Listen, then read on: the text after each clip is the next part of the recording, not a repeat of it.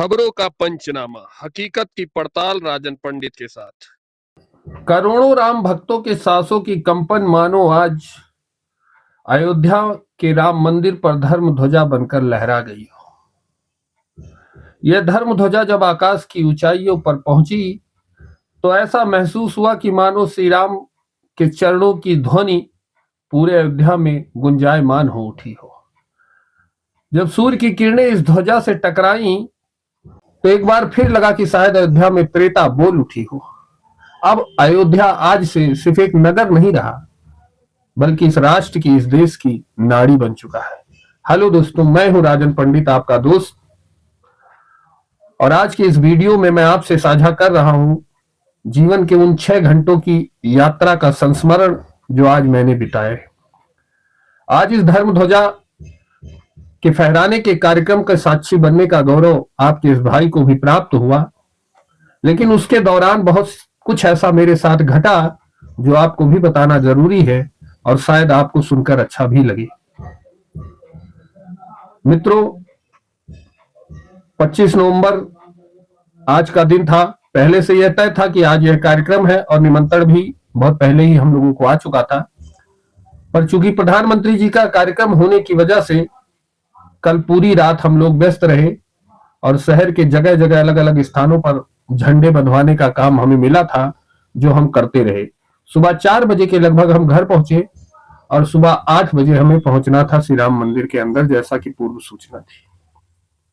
यानी मात्र 2 से 2.5 घंटे सोने का हमको समय मिला। 6:30 बजे उठने के बाद जल्दी जल्दी तैयार होकर और 8 बजे के लगभग हम श्री राम मंदिर पहुंच गए। 8:15 बजते बजते हम प्रांगण के अंदर हो गए।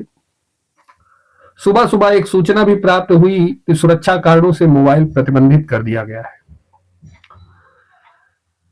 जब यह सूचना प्राप्त हुई उस समय तो थोड़ा बुरा लगा कि इतना सौभाग्य का समय जीवन में आया है और हम वहां रहेंगे, लेकिन हाथ में मोबाइल नहीं होगा कि हम उन यादों को कैद कर सके। पर मरता क्या ना करता, सबको इस मजबूरी में चलना ही था। मोबाइल जमा कर दिया गया। हम लोग पूरा तैयार होकर पहुंचे थे। धूप भी धीरे धीरे चढ़ रही थी। प्रांगण में हम लोग पहुंच चुके थे। भीड़ बहुत ज्यादा थी, धूप भी बहुत ज्यादा थी। अब इस संस्मरण को बताने का रीजन क्या है वो भी आप समझ लीजिए। मित्रों, मैं अपना निजी अनुभव शेयर कर रहा हूं। जरूरी नहीं है कि यह अनुभव किसी दूसरे के साथ हमारा संयोग बस मैच हो ना मैच हो, वो अलग विषय है, पर ये मेरे निजी अनुभव है। जिस समय मोबाइल न ले जाने की सूचना आई तो मन में थोड़ा खिन्नता आई। मेरे अंदर एक बुरी भी आदत है कि मैं हर घंटे 4 से 5 गुटखा मसाला खा लेता हूं, पर मंदिर के अंदर वो अलाउ नहीं था। वो भी एक समस्या थी सुबह के समय। पर चूंकि एक कार्यकर्ता होने के नाते जब निमंत्रण मिला था तो एक गौरव का भी विषय था। मन में बहुत आह्लाद भी था कि हमको ऐसे कार्यक्रम के लिए बुलाया गया है। हम सभी लोग अपने मित्रों के साथ वहां पहुंच गए और मन में तमाम सवाल चलने लगे जब यह पता चला कि वहां हमें 5 से 6 घंटे उसी कुर्सी पे बिताने हैं। धूप चढ़ती जा रही थी। मन में यह भी एक सवाल था कि कैसे 5-6 घंटे इन धूप में लोग बैठ पाएंगे।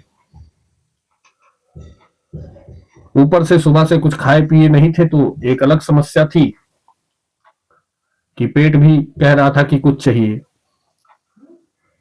पर दोस्तों, यकीन मानिए कि जैसे जैसे कार्यक्रम आगे बढ़ा और जब नरेंद्र मोदी जी का आगमन प्रांगण में हुआ और हमारे सामने लगी एलसीडी पर उनकी तस्वीर हमको दिखाई देने लगी, उस समय से लेकर मोटा मोटी कह लिया जाए तो 10 बजे से लेकर और 2 बजे तक यह कार्यक्रम पूर्ण रूप से चला।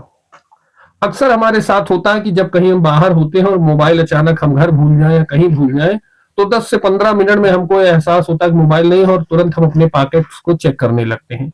यानी आज के समय में जीवन ऐसा हो चला है कि बिना मोबाइल के 1 घंटे बिता पाना बहुत मुश्किल होता है। लेकिन मंदिर में हमें 6 घंटे बिना मोबाइल के बिताना था। मानसिक स्थिति थोड़ा गड़बड़ थी।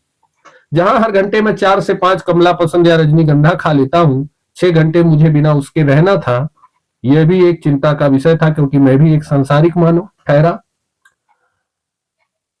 पर संस्मरण बताने का जो मेन रीजन है, जो चीजें मुझे महसूस हुई, आप यकीन मानिए कि सुबह 8:30 बजे के लगभग मंदिर के अंदर होने के बाद और लगभग 2:30 बजे मंदिर से बाहर निकला। यानी टोटल 6 घंटे के इस समय में जब कार्यक्रम शुरू हुआ तब से एक भी बार ऐसा मुझे महसूस ही नहीं हुआ कि मेरे पास मोबाइल नहीं है, और शायद मुझे उसकी जरूरत भी महसूस नहीं हुई।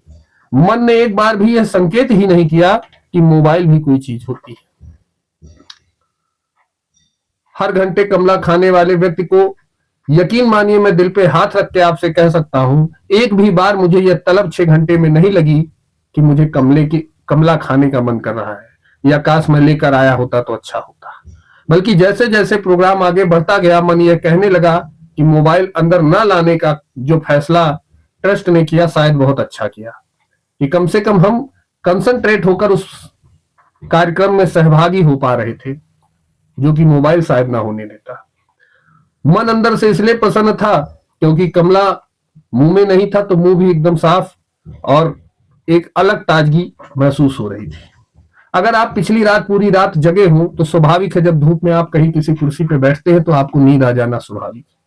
लेकिन यकीन मानिए, इन 6 घंटों में एक भी बार मेरी पलक झपकी हो। इन 6 घंटों में जाने क्यों ऐसा लग रहा था कि शायद दुनिया में इसके सिवा कुछ है ही नहीं। ना मेरे पास कोई काम है, ना मेरा कोई परिवार है, ना मेरा कोई यार दोस्त है, ना मुझे उनकी याद आ रही है। सिर्फ और सिर्फ दिख रहा था तो श्री राम की तस्वीर, वो मूरत जो मंदिर में बैठी है, और वो एक अद्भुत माहौल, एक अद्भुत वातावरण जहां से पॉजिटिव एनर्जी ही थी। लग रहा था कि जैसे सब कुछ दुनिया में कितना अच्छा है। फिर वह समय आया जब ध्वजा ऊपर चढ़ाई जाने लगी। नरेंद्र मोदी जी ने बटन प्रेस किया और जब ध्वजा ऊपर चढ़ने लगी,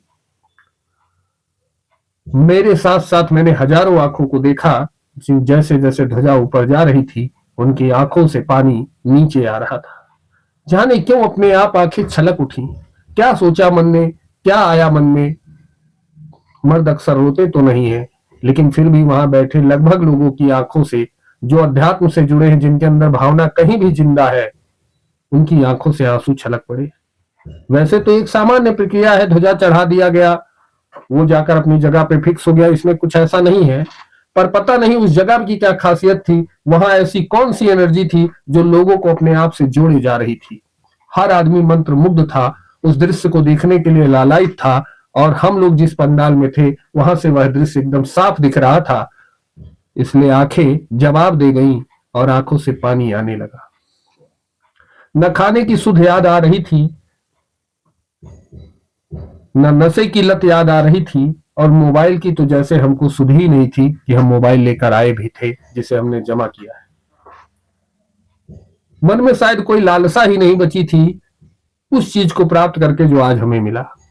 धर्म ध्वजा कार्यक्रम के इन 6 घंटों में जीवन के वो अविस्मरणीय पल रहे। अगर मैं अपनी भाषा में कहूं तो ये वो अद्भुत क्षण थे जो शायद अब इस जीवन में दोबारा नहीं आएंगे।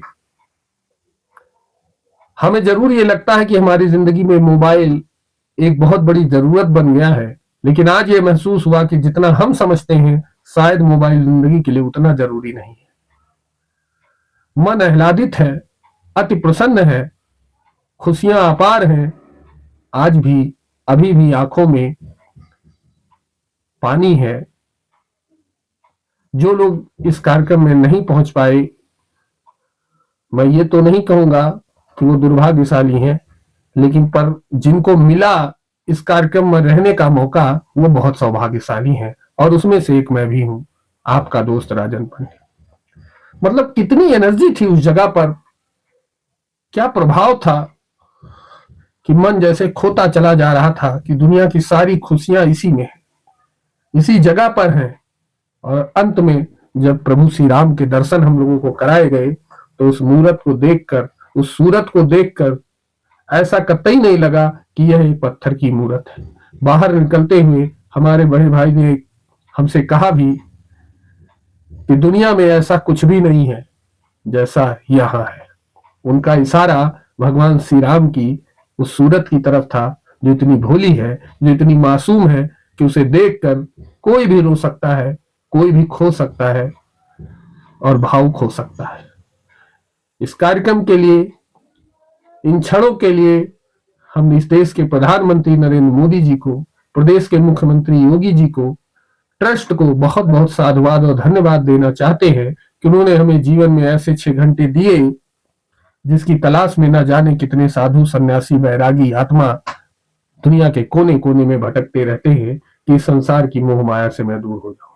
जीवन के 6 घंटे ही सही दुनिया की मोह माया से मैं तो दूर था, किसी और की मैं नहीं कह सकता।